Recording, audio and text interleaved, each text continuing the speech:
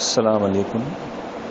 یہ رمضان کا آخری عشرہ چل رہا ہے۔ اس میں رسول اللہ صلی اللہ علیہ وسلم کا طریقہ یہ تھا کہ وہ خود بھی بہت اہتمام کرتے، گھر والوں کو بھی اس پہ تیار اور آمادہ کرتے کہ عبادت کے لیے وہ اپنا وقت لگائیں۔ آپ لوگ بھی اس کا خاص طور پر خیال رکھیے گا۔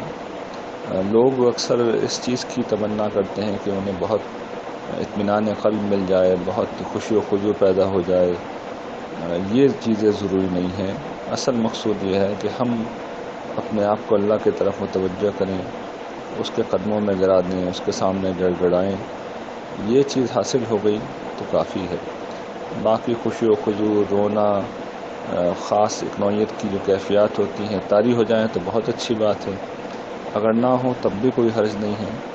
اصل چیز یہ کہ ہم اپنے وجود کو گھسیٹ کے اپنے رب کی بارگاہ میں لے جائیں، اور اس میں ہمیشہ توجہ دلاتا ہوں کہ اگر دل نہیں آ رہا تو پروردگار سے کہیں کہ پروردگار دل پہ قابو نہیں ہے، جسم پہ قابو تھا اسے لے آیا ہوں، جو لے آیا ہوں اس کو قبول کر لیجئے، اور جو نہیں لا سکا اسے اپنے فضل سے ساتھ کر دیجیے۔